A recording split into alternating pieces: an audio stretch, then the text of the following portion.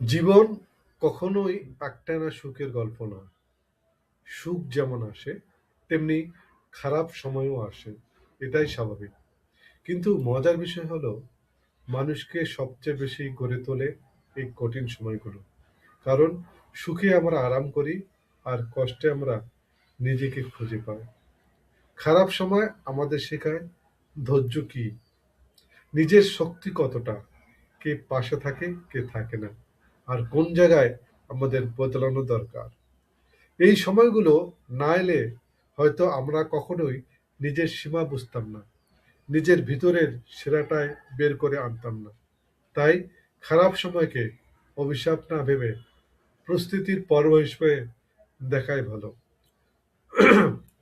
শেষ পর্যন্ত একটাই কথা সত্য, খারাপ সময় আসে আপনাকে ভাঙতে নয়, আপনাকে গড়তে।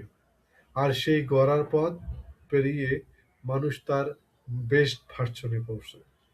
মানুষ তার বেস্ট ভার্সনে ভার্সন বেস্ট ভার্সনে পৌঁছে। আর সেই গড়ার পথ পেরিয়ে মানুষ তার বেস্ট ভার্সনে পৌঁছে।